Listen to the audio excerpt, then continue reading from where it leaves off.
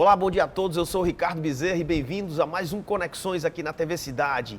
O sucesso do rádio também aqui na TV Cidade. E como sempre a gente recebendo grandes nomes que fazem acontecer a economia do Ceará, do Nordeste e do Brasil. E hoje um programa especial onde nós vamos conhecer a vitoriosa história de um dos maiores grupos empresariais do Ceará, o Grupo Sobral e Palácio. E quem vai contar essa história é nada mais, nada menos do que seu diretor, o meu amigo Sobral Júnior. Tudo bom, Sobral? Oi, Ricardo, muito obrigado aqui pelo convite. Tudo bem. Prazer estar com você aqui. Você já fez muito sucesso na Jovem Pan News, mas vamos conhecer um pouquinho dessa história maravilhosa, mas eu queria conhecer um pouquinho da tua história. Como é que você começou a sua vida no grupo fundado por seu pai? Ricardo, eu gostava muito de andar com meu pai, né? Eu com 11 anos de idade, 12 anos de idade, acompanhava meu pai no dia a dia dele, não na semana, mas no final de semana, dia de sábado e domingo, eu estava sempre com meu pai. A gente andava em posto de gasolina, a gente andava... meu pai vendia também carros, né, VMAC, na Barão de Fruto com o Santos Dumont. E eu estava sempre com ele dia de sábado, domingo, estava com ele na semana às vezes. E com 14 anos de idade eu disse, papai, eu quero entrar, eu quero trabalhar. Com 14 anos de idade peguei umas férias no final do ano e disse, olha, vamos permitir que eu vá para a empresa trabalhar à tarde, com 14 anos de idade e à tarde. Então peguei as férias, passei 2 meses trabalhando lá com ele nas férias. Com esses 2 meses que eu trabalhei com ele com 14 anos, eu disse, papai, na verdade eu quero agora me efetivar, eu tinha completado 15 anos, eu quero me efetivar agora, quero ficar trabalhando direto agora com o senhor.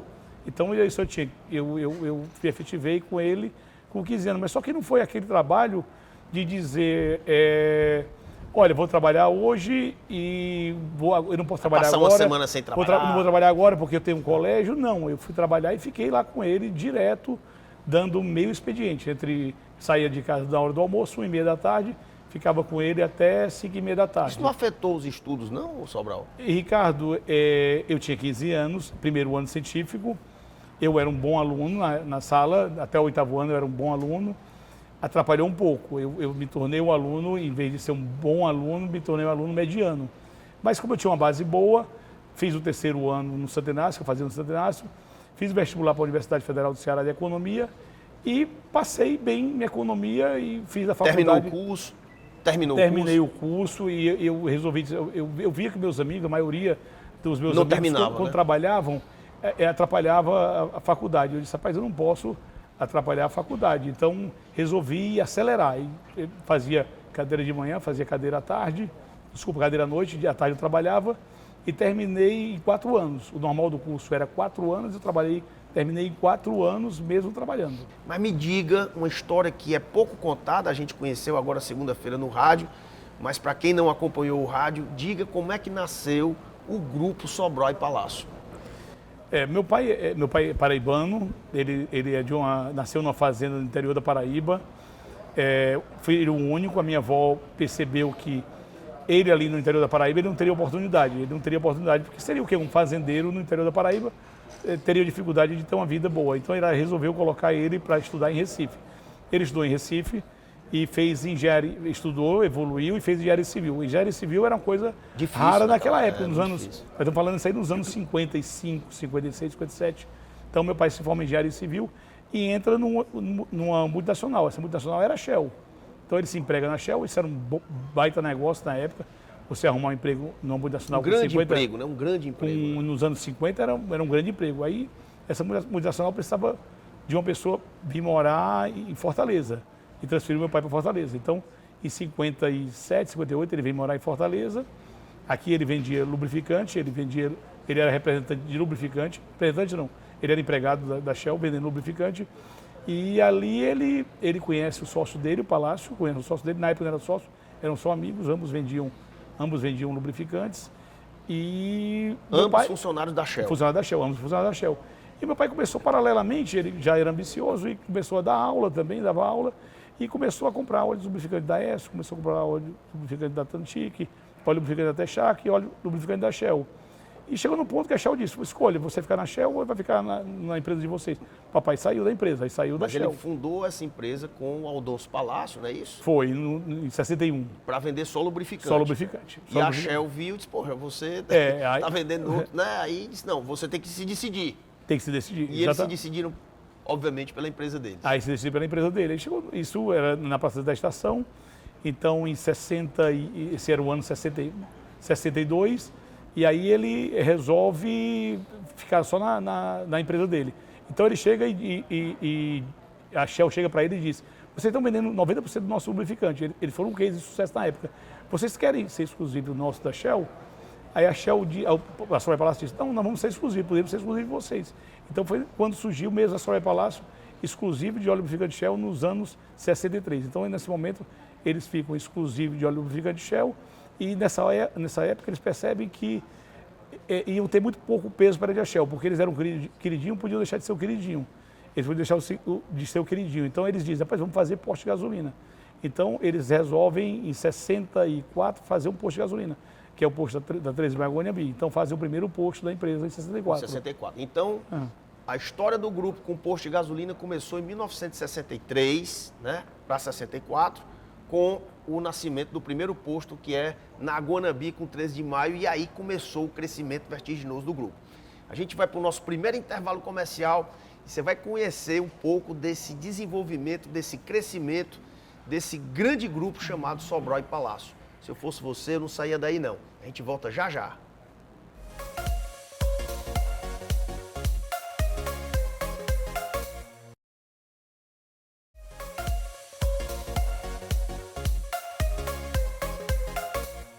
De volta com o programa Conexões especial Sobral e Palácio, essa marca tão conhecida dos postos de combustíveis, né, da distribuição de combustíveis, a SP Combustíveis, e a gente vai conhecer um pouquinho de como se desenvolveu essa grande empresa. Então, Sobral Júnior, o primeiro posto foi ali na Guanabara com 13 de maio, né?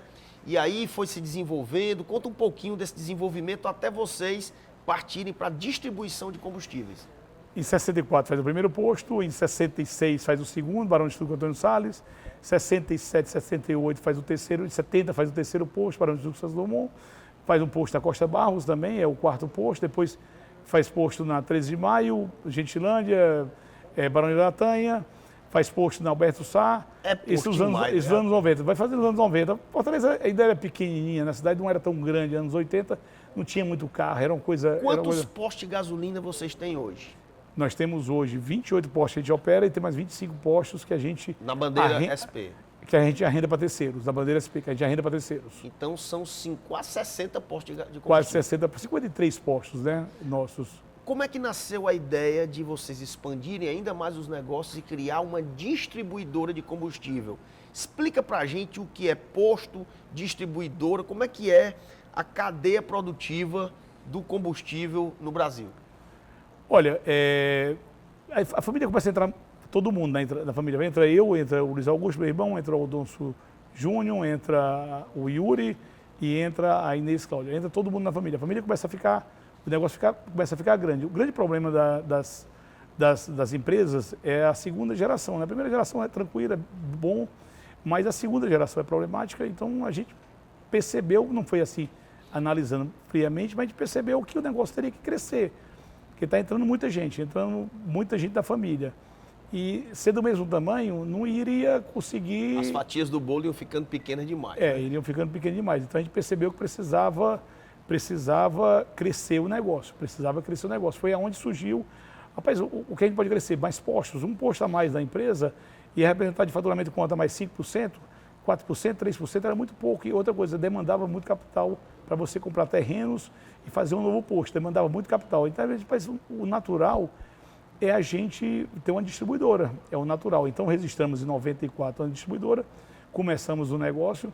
Naquele momento, as grandes companhias estavam saindo do mercado, o ES estava saindo, a Atlantic estava saindo, a própria Shell estava cogitando sair do mercado brasileiro. Então, a gente percebeu que era um bom negócio. Então, botamos o negócio, o negócio foi um sucesso, porque as distribuidoras estavam entregando as bandeiras, Esta entregando, Atlantic entregando, Texaco entregando, então a gente começou a bandeirar muitos postos, porque essas companhias estavam entregando. Então a empresa cresceu demais nos anos 97, 98, 99, 2000, 2001, 2002, 2003, a empresa foi franco crescimento.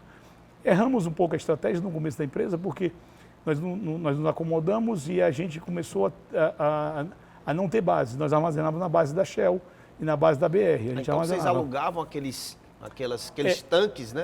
A gente participava de um pool, né?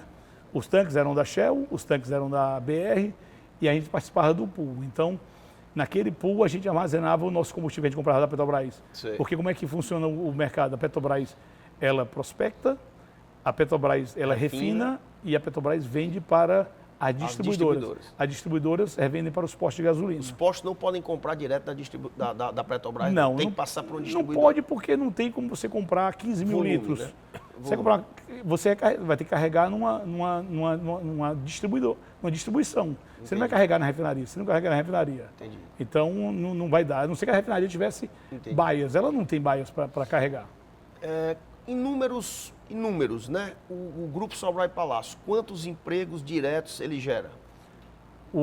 A empresa Sobral e Palácio, o Grupo Sobral e Palácio emprega mil e poucas pessoas, 1.000 pessoas mais ou menos. 1.000 pessoas. O ramo de combustível é um ramo que você não demanda muitos trabalhos. Tem muito trabalho. 1.000 pessoas não é pouca gente, não. É muita gente. Não é pouca gente, não. Diretos, né? Fora os indiretos. Diretos. São 1.000 empregados. Mas é porque o ramo de posto de gasolina, a rentabilidade é muito baixa. E o ramo de distribuição, a rentabilidade é muito baixa. Entendi. Pode parecer que o negócio é grande, o negócio é grandioso, mas é muito pouco rentável. Tá. Vamos lá. Eu posso dizer hoje que a qualidade do combustível brasileiro, a gasolina brasileira, o diesel brasileiro, eles estão no mesmo patamar de qualidade dos Estados Unidos, da Europa? Sim, o combustível brasileiro, inclusive, boa parte dele é importado, né? Gasolina, você tem mais ou menos uns 20 e poucos por cento que é importado e o diesel 30% é importado. E a Petrobras fez muito investimento em refinarias. Então, as refinarias hoje, você estão no mesmo nível, as brasileiras das europeias. A diferença é que o combustível brasileiro é adicionado 27% de etanol, né? E o diesel brasileiro é adicionado 11% de biodiesel. A diferença é essa. Mas na Europa, nos Estados Unidos, eles também têm Eles têm adição etanol, de álcool, né? Nos Estados Unidos tem etanol também.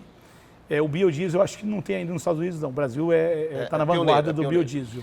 Vamos lá, Sobral Júnior, a gente não podia deixar de tocar nesse assunto. Nós estamos vivendo um problema mundial, guerra na Ucrânia, desabastecimento em alguns países.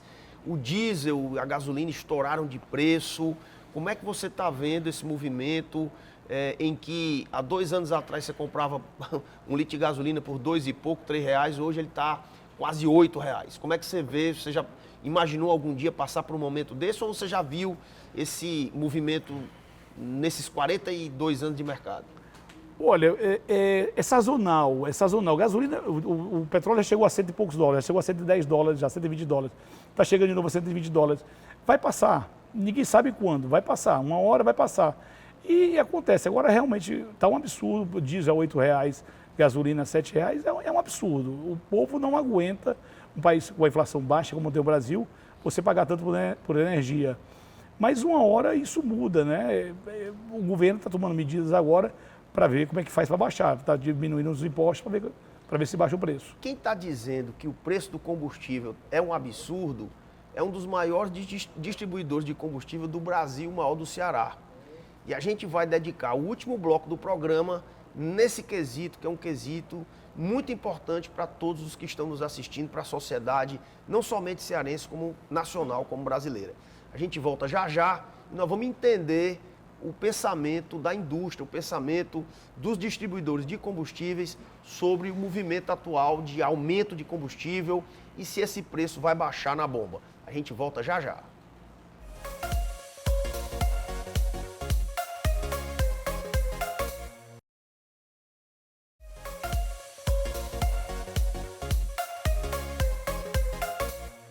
De volta ao programa Conexões, especial Grupo Sobral e Palácio, um dos maiores distribuidores de combustíveis do Brasil e uma empresa genuinamente cearense. A gente está falando aqui sobre o aumento vertiginoso dos combustíveis e a gente quer saber aqui do nosso amigo Sobral Júnior o que é que vai acontecer. Nós estamos no limite de preço, a tendência é baixar de preço, qual é a tua visão? Pode haver desabastecimento de combustível no Brasil, Sobral Júnior?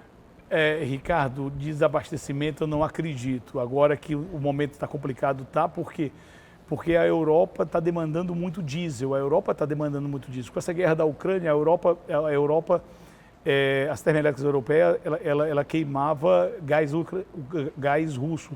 Ela está queimando agora diesel. Então, a Europa demandou muito diesel. Então, se não pagar o preço correto do diesel, pode ter problema. Desabastecimento, eu não acredito. Por quê? Porque o Brasil está tomando medidas. A Petrobras está aumentando o preço, infelizmente é um problema, porque a Petrobras está ganhando muito dinheiro. A Petrobras está ganhando muito dinheiro. O diesel ficou muito caro, realmente ficou muito caro. É um problema social o diesel. Mas desabastecimento eu não acredito, não. Acredito, infelizmente, em produto caro, mas nesse momento não vai ter desabastecimento. Bom, você falou em produto caro. A gente viu agora que São Paulo, no começo dessa semana, já reduziu o imposto ICMS, o governo federal já tirou o imposto aí, federal do diesel totalmente. Você acredita que na bomba esses preços vão baixar de alguma forma com essas medidas que estão sendo tomadas? E quais medidas a mais você acha que deveriam ser tomadas para reduzir o preço dos combustíveis? Gasolina vai baixar agora já, porque o governo federal baixou o CONFINS, PIS e a CID da gasolina, ele zerou. Então, gasolina já vai baixar aí uns 50 centavos, acredito agora já. Parece que dia 1º baixa o ICMS. Está tendo essa discussão com os estados, que é um problema, porque é social. Os estados precisam do ICMS, os estados precisam do ICMS, mas o governo federal forçou essa baixa, né? Então, gasolina vai baixar talvez R$1 e pouco com o ICMS. Diesel é mais complicado porque o custo hoje na refinaria do diesel já está quase R$6. O diesel com biodiesel... O diesel ficou mais caro do que a gasolina. Ficou mais caro que a gasolina. Na refinaria, né? Na refinaria por causa, por causa dessa demanda do diesel para a termoelétrica. Da Europa. Da Europa. Essa demanda do diesel para a termoelétrica. Então o diesel está mais caro no mundo todo. O diesel está sendo mais problemático. O maior problema do governo hoje é o diesel. Gasolina é baixa, mas o diesel está sendo mais problema. Você acredita em greve de caminhoneiro? Você acredita que pode acontecer algo mais grave em função desse aumento de preço nos combustíveis, especialmente no diesel? Greve pode ter, eu não sei se pode ter, só que não vai solucionar. Não vai solucionar, porque o governo federal não tem o que fazer. O que ele poderia fazer era obrigar a Petrobras a vender mais barato. Só que a Petrobras, se ela vender mais barato, os importadores vão reclamar, porque vai estar mais caro. O importador vai importar, vamos dizer, a 5,80, a Petrobras vai vender a 4,80, e ninguém vai querer comprar o importado, vai querer comprar da Petrobras, vai criar um problema social, porque o cara vai importar se a Petrobras é mais barata. Então é um problema sério, né? Não é simples, não. Você como empresário, você não acha, qual é a tua opinião? Eu não estou aqui tecendo opinião nenhuma. Você não acha que os lucros da Petrobras como empresa de capital misto foram exorbitantemente altos? Você acha que mesmo num país da livre iniciativa não deveria haver uma interferência do governo para tentar reduzir um pouco isso em prol da sociedade para baixar o preço? E mais do que isso, você concorda com a privatização da Petrobras? E, Ricardo, forçar a baixa da Petrobras é complicado por causa do desabastecimento. Porque a Petrobras é empresa do governo, mas ela pode exportar. Então ela vai achar melhor vender no mercado externo do que no interno. E você pode ter o risco do desabastecimento. Se o Brasil refinar 100%, você podia forçar a baixa, porque ele refinaria 100%, mas não refina 100%. Quanto a privatizar a Petrobras, é um perigo, porque você vai substituir o monopólio estatal por um monopólio privado. Então, a Petrobras é muito grande, a Petrobras vai ganhar esse ano, uns 100 e poucos bilhões a Petrobras vai ganhar esse ano. Quem é que não quer uma empresa dessa? A Petrobras vale 300 e poucos bi. Ela ganha 100 e pouco no ano, e 2 anos e meio ela se paga, a Petrobras. Então, como é que você vai substituir uma empresa dessa, uma empresa estatal, por uma empresa privada? É um grande negócio e você vai ter um risco, vai ficar na mão de uma empresa privada. Então você é contra a privatização da Petrobras no momento atual, onde o monopólio, que não é monopólio, mas ela é muito forte para dar para a mão da iniciativa privada, é isso? É muito grande para dar para a mão, a não ser que ela fosse fatiada em 5, 6, 7 empresas. Entendi. Mas para ela ficar sozinha mandando no mercado é perigoso. É melhor estar na mão do Estado do que É melhor estar na mão do Estado, porque o Estado ainda tem uma gerência, o Estado tem gerência sobre o negócio. Sobral Júnior, infelizmente nós estamos chegando ao final do programa. Eu queria agradecer a tua presença aqui, que foi muito elucidativa, a gente entendeu um pouquinho da opinião de quem está no setor sobre tudo que está acontecendo de alta de preço nos combustíveis, entendemos um pouquinho da história desse grande grupo. Eu te dou aí 15 segundinhos para o teu recado final. Eu sei que é pouco, mas é porque aqui o programa é curto, igual o Costo de Bacuri. Rapaz, 15 segundos é muito pouco. Acreditar no mercado, acreditar no Brasil, vai passar, esse momento é complicado, mas vai passar. E negócio é o seguinte, é você acreditar no seu negócio e tentar crescer com o seu negócio. Apesar de ter mudanças no seu negócio, é acreditar nas mudanças do mercado e estar antenado, porque todo dia a gente se reinventa no mundo, né? Todo dia se reinventa. E a base da vida é o aprendizado diário, né? E a gente todo dia está aprendendo. Foco, né, Sobralzinho? Focar no seu negócio, né? Focar no seu negócio e acreditar no seu negócio. E a geração nova que vem por aí tem que acreditar no que faz. E gastar menos do que ganha, né? Isso é a base de um país, né? É a base de um país, é a base de uma nação. Perfeitamente. Grande Sobral Júnior, muito obrigado pela sua presença aqui no Conexões na TV Cidade. E a gente volta no próximo domingo, 8h30 da manhã, para você começar o seu domingo com o pé direito, com mais um grande nome que faz acontecer a economia do Ceará. Porque aqui no Conexões só entra campeão. Até lá!